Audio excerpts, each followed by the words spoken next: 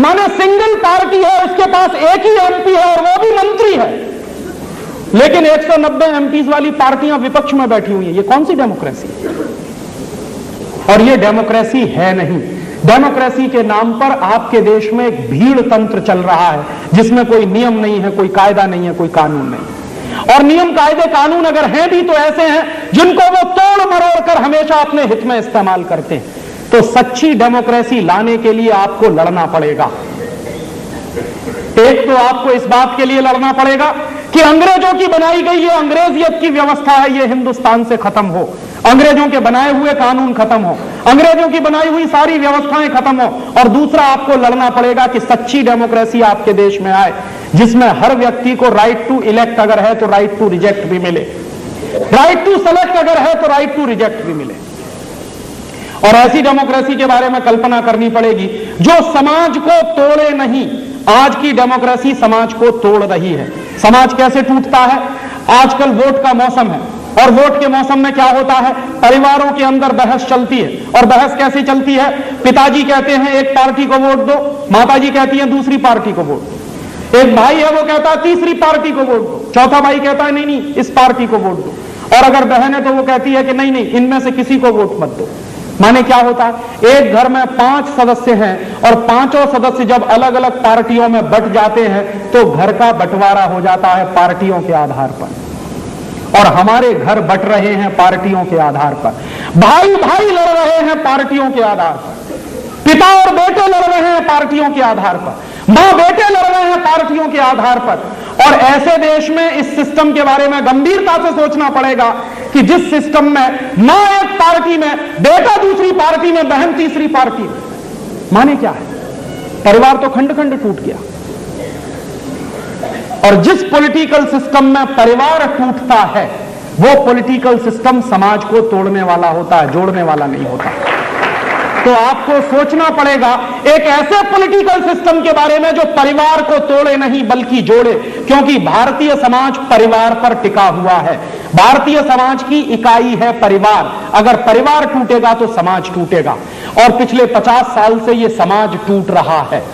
चूंकि परिवार टूट रहे हैं और परिवार टूट रहे हैं तो समाज टूट रहा है। और टूटा हुआ समाज कभी भी पूर्ण जनादेश नहीं दिया करता। खंडित समाज हमेशा खंडित जनादेश ही देता है। इसलिए पार्टियों के सामने समस्या है, किसी को बहुमत नहीं मिलता, मिलेगा भी नहीं। क्यों? क्योंकि इन पार्टियों ने अपने स्वार्थों के लिए पूरे समाज को खंड खंड तोड़ा है। और जो लोग समाज को तोड़ने में लगे हुए हैं समाज उनको भी तोड़ देता है। इसलिए ये पार्टियां भी टूट रही हैं। आज एक पार्टी में, कल दूसरे में, परसों तीसरे में। ये पार्टियों को अपने गिरेबान में झांक कर देखना चाहिए कि इन्होंने 50 साल में समाज को कितना तोड़ा है। अपने जाति के लिए, धर्म के लिए, वोट के स्वार्थ के लिए, अपने स्वार्थ के लिए आपस में लड़ाया और उनको वोट चाहिए। तो जो पार्टियां समाज को तोड़ने में लगी हुई हैं समाज उनको तोड़ रहा है। इसलिए यह संकट है जो आज आप देख रहे हैं सारे देश में। किसी को बहुमत नहीं है, आएगा भी नहीं किसी को बहुमत, क्योंकि समाज को तोड़ने वाले लोग कभी समाज से पूर्ण बहुमत पा नहीं सकते। तो मैं आपसे एक ऐसी बात कहने आया हूं कि गंभीरता से विचार करिए कि 50 साल से ये जो राजनीतिक तंत्र चल रहा है, जो सड़ गया है, इस राजनीतिक तंत्र को बदलने की अब कोशिश करिए। क्यों? इसलिए कि जैसा राजनीतिक तंत्र होता है, कलयुग में एक किस्सा कहते हैं। कलयुग में क्या कहते हैं? यथा राजा तथा प्रजा। तो जैसा राज्य तंत्र होगा वैसी प्रजा बनेगी। तो ये जो कलयुग का दौर है इसमें आपको राज्यतंत्र बदलना ही पड़ेगा। प्रजा के हिसाब से राज्यतंत्र बनाना पड़ेगा, समाज के हिसाब से राज्यतंत्र बनाना पड़ेगा। और इसको मैं कहूं तो भारतीय संदर्भों में राज्यतंत्र आपको गढ़ना पड़ेगा। ये जो राज्यतंत्र चल रहा है ये अंग्रेजियत वाला, इसको बदलना पड़ेगा। और ऐसे ही एक तीसरी बात और कहता हूं मैं कि ये जो तंत्र बदलना है इसमें आपको एक तंत्र और भी बदलना पड़ेगा। हमारे देश में दुर्भाग्य से इस समय जितनी अदालत चलती है, जो न्याय का तंत्र है वो न्याय नहीं देता, हमेशा अन्याय देता। और ये जो न्याय तंत्र, आप जिसको उम्मीद लगाकर जाते हैं अदालतों में कि हमको न्याय मिलेगा, ये अदालतें बनाई गई हैं अन्याय करने के लिए। कैसे? आप पूछेंगे ये कैसे? अंग्रेजों का एक ऑफिसर था, उसका नाम था Macaulay, TB Macaulay. TB Macaulay को हिंदुस्तान में भेजा गया था 2 काम करने के लिए। पहला काम उसको भेजा गया था कि हिंदुस्तान की शिक्षण पद्धति को बर्बाद करो, और दूसरा काम मैकॉले को सौंपा गया था कि हिंदुस्तान की शिक्षण पद्धति के साथ साथ हिंदुस्तान की न्याय पद्धति को बर्बाद करो। तो मैकॉले आया था हिंदुस्तान की न्याय पद्धति और शिक्षण पद्धति को बर्बाद करने के लिए। हिंदुस्तानी शिक्षण पद्धति को बर्बाद करने के लिए मैकॉले ने क्या किया था, एक कानून बनाया था, उसका नाम है इंडियन एजुकेशन एक्ट, और उस कानून को लागू करके उसने हिंदुस्तानी शिक्षण पद्धति का नाश कर दिया और एक अंग्रेजियत की शिक्षण पद्धति इस देश में पैदा की। उसी मैकॉले ने एक दूसरा कानून बनाया था, उसका नाम है आईपीसी, इंडियन पीनल कोड। ये जो इंडियन पीनल कोड नाम का कानून है, ये मैकॉले का बनाया हुआ 1860 का। और ये मैकॉले ने क्यों बनाया था? मैकॉले अक्सर एक बात कहा करता था अपने साथियों से कि जिस देश की न्याय व्यवस्था खत्म हो जाती है उस देश का समाज टूट जाता है। तो हिंदुस्तान की अगर न्याय व्यवस्था खत्म हो जाएगी और उसमें अंग्रेजी न्याय व्यवस्था चलेगी तो भारतीय समाज टूटेगा। तो वो कहता था कि ये आईपीसी का कानून जो है ये भारत में न्याय देने के लिए नहीं है, ये अन्याय के लिए है। क्यों? क्योंकि भारत की न्याय की पद्धति तोड़नी थी अंग्रेजों को, और अंग्रेजों को अपनी पद्धति इस देश में स्थापित करनी थी। उसके लिए उन्होंने आईपीसी बनाया, सीआरपीसी बनाया, क्रिमिनल प्रोसीजर कोड, और उसी के लिए बनाया सीपीसी। आप जान लीजिए भारतीय न्याय पद्धति में कभी भी हजारों साल से फांसी देने की सजा नहीं रही। ये अंग्रेज थे जिन्होंने फांसी देने की सजा शुरू की इस देश में। हमारे देश में किसी भी राजा के जमाने में फांसी नहीं दी जाती थी। तो आप पूछेंगे कैसे होता था? मृत्यु दंड अगर दिया जाता था तो या तो तलवार से सिर काटा जाता था या सरेआम उसको गोली से उड़ाया जाता था, फांसी नहीं दी जाती थी। कभी भी भारतीय समाज में फांसी नहीं दी गई। ये फांसी देने की व्यवस्था इंग्लैंड से आई है हमारे देश में, क्योंकि सीआरपीसी का कानून अंग्रेजों ने बनाया, क्रिमिनल प्रोसीजर कोड, और इसी के साथ साथ सीपीसी है, सिविल प्रोसीजर कोड। और ये तीनों कानून जब लागू हो गए तो मैकॉले ने एक दिन कहा था, यह बात अंग्रेजों के दस्तावेजों में दर्ज है कि जब भारत में आईपीसी चलना शुरू हो जाएगा, सीआरपीसी चलना शुरू हो जाएगा, सीपीसी चलना शुरू हो जाएगा, तो भारतीय लोगों को न्याय कभी नहीं मिलेगा।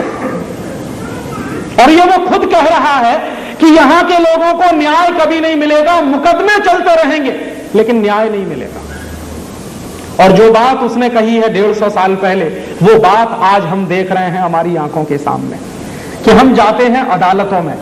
अदालतों में जब आप जाते हैं तो क्या कहते हैं आपको? हम लोग भी जाते हैं अदालतों में क्योंकि बहुत सारे पब्लिक इंटरेस्ट पिटीशन हम लोग लड़ते रहते हैं। तो अदालतों में हर बार हमसे एक ही बात कही जाती है कि अदालत में कानून के आधार पर फैसला होता है। कोई अदालत ये नहीं कहती कि यहां न्याय मिलता है। हर अदालत में एक ही बात कही जाती है कि कानून के आधार पर फैसला होता है। मान लीजिए जिस कानून के आधार पर फैसला हो रहा है वो कानून गलत है तो फैसला भी गलत होगा, तो न्याय नहीं मिलेगा आपको। मैं उदाहरण दूं आपको, हमारे देश में एक कानून है, क्या है? किसी बच्चे को जन्म लेने से पहले अगर मारा जाए तो कानून के अनुसार वो है एबॉर्शन, और जन्म लेने के बाद उसको मारा जाए तो कानून के आधार पर वो है हत्या। अब आप देखिए कानून क्या है। बच्चे को जन्म लेने से पहले मार दें तो है एबॉर्शन, और जन्म लेने के बाद मारे तो है हत्या। जन्म लेने के पहले जिसको मार रहे हैं वो भी बच्चा ही है। वो एक अलग बात है कि गर्भ के अंदर है, और सारी दुनिया जानती है कि गर्भ में 1 महीने के बाद बच्चे में उतनी ही जीव और जान होती है जितनी जिंदा बच्चे में होती है। तो उस बच्चे को जब मारा जाता है तो अपनी जान बचाने के लिए वो ऐसे ही भागता है जैसे बाहर किसी को मारने के लिए आप भागते देखते हैं। तो दुर्भाग्य से कानून क्या है कि बच्चे को जन्म लेने के पहले मारने वाले लोग कहलाते हैं डॉक्टर्स,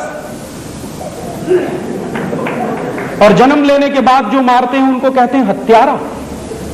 हत्यारे तो दोनों हैं, लेकिन कानून ऐसा है जिसके आधार पर जन्म लेने वाले बच्चे को पहले मार देने वाले लोग कहलाते हैं डॉक्टर, और वो होते हैं गोल्ड मेडलिस्ट, और जन्म लेने के बाद जो मारते हैं वो होते हैं हत्यारे। आप कभी बंबई जाइए, मैं अक्सर बंबई जाता हूं, तो बंबई की ट्रेन्स में एक स्टिकर चिपका रहता है। क्या है? बंबई में आप जाइए तो आप देखेंगे वहां सुपारी लेकर हत्या करते हैं।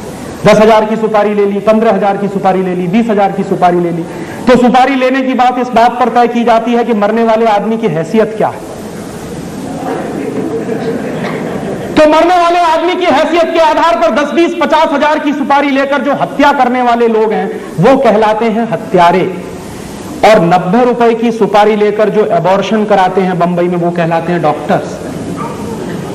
आप जाइए, बंबई की ट्रेन्स में एक स्टिकर लगा रहता है कि आइए और छुटकारा पाइए, सिर्फ 90 रुपए में। क्यों? कानून ऐसा बना हुआ। तो आप जरा बताइए कि इस कानून के आधार पर अगर अदालत कोई फैसला देगी तो न्याय कहां मिलेगा उसमें? क्योंकि न्याय तो यह कहता है कि जो बच्चा आना चाहता है जीवन में, दुनिया में, वो अकेला नहीं आ रहा है, वो 2 लोगों की सहमति से आ रहा है, वो खुद नहीं आ रहा है, उसमें 2 लोगों की सहमति है। तो 2 लोगों की सहमति से जो जीवन में आना चाहता है, उसको मारने का अधिकार आपको किसने दिया? लेकिन क्या है? कानून ऐसा है, इसमें न्याय कहां है? ये तो सरासर अन्याय है। जिस देश में चींटी को मारना भी पाप माना जाता हो, जिस देश की माताएं चींटी को भी आटा डालने की काम करती हों, उस देश में बच्चों के एबॉर्शन कराना ये न्याय नहीं है, ये अन्याय है। यूरोप में चलता है, लेकिन हिंदुस्तान में नहीं चल सकता। ये तो अन्याय की व्यवस्था। ऐसे ही एक दूसरा कानून है हमारे देश में, 15 साल से ऊपर के गाय बैल हैं उनको काट देना चाहिए, ये कानून है। लेकिन अगर गाय बैल को आप मारेंगे, पिटाई करेंगे, तो आपके ऊपर मुकदमा चलेगा।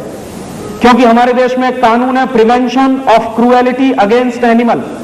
माने आप किसी भी जानवर के ऊपर अत्याचार नहीं कर सकते, नहीं तो केस चलेगा। लेकिन 15 साल का है तो उसको काट सकते, अत्याचार नहीं कर सकते। माने पीट नहीं सकते, लेकिन उसकी हत्या कर सकते। कानून है। और यह कानून क्यों बना है? तो कहने वाले ये कहते हैं कि 15 साल से ऊपर के गाय बैल बूढ़े हो जाते हैं, किसी काम के नहीं होते, इसलिए उनको काट देना चाहिए। तो 60 साल के ऊपर के मां बाप भी बूढ़े हो जाते हैं, उनको भी खत्म कर देना चाहिए। अब आप बताइए कि 15 साल से ऊपर के गाय बैल को काट दिया जाए, ये कानून अगर है तो इसमें न्याय कहां है? आप ध्यान करिए, कानून एक अलग चीज है, न्याय एक दूसरी चीज है। हमारी अदालतें कानून के आधार पर काम करती हैं, न्याय नहीं देती। और जिन अदालतों में न्याय नहीं मिलता उनको हम न्यायालय क्यों कहते हैं? उनको हम कायदालय तो कह सकते हैं, कानूनालय तो कह सकते हैं, लेकिन उनको न्यायालय क्यों कहें हम? क्योंकि वहां न्याय मिलता ही नहीं, वहां तो अन्याय होता है कानून के आधार पर। और जिन अदालतों में एक स्त्री तराजू लिए हुए आंखों पे काली पट्टी बांधकर अगर खड़ी हुई हो, तो वहां आप न्याय की उम्मीद कैसे कर सकते हैं? क्योंकि धृतराष्ट्र की आंखों पर पट्टी बंधी हुई थी, इसलिए धृतराष्ट्र कभी न्याय नहीं कर पाया। कैसे संभव है वहां न्याय मिलेगा? इसलिए हिंदुस्तान में न्याय की व्यवस्था आपको लानी पड़ेगी। ये तो अन्याय की व्यवस्था है जो चल रही है। अंग्रेजों ने चलाई थी ये अदालत, तो अंग्रेजों के बाद खत्म कर देनी चाहिए थी, हमको अपनी अदालतें चलानी चाहिए थी। और सोचना चाहिए था कि अंग्रेजों से पहले 20 हजार साल का, 25 हजार साल का ये देश है, तब कैसे फैसले होते थे। उस जमाने में फैसले होते थे गांव पंचायत में, गांव समाज फैसले करता था, गांव की अदालतें होती थी, सारे फैसले वही हुआ करते थे। तो हजारों साल अगर इस देश में ग्राम पंचायतें फैसला कर सकती हैं, तो आज क्यों नहीं कर सकती? आज भी हो सकता, बशर्ते कि इस व्यवस्था को उलटने की जरूरत है। और यह व्यवस्था इसलिए भी उलटनी पड़ेगी कि अगर आप चाहते हैं कि आपको न्याय मिले, तो यह अन्याय की व्यवस्था खत्म करनी पड़ेगी। क्योंकि जिस समाज में न्याय नहीं मिलता वहां अन्याय बहुत होता।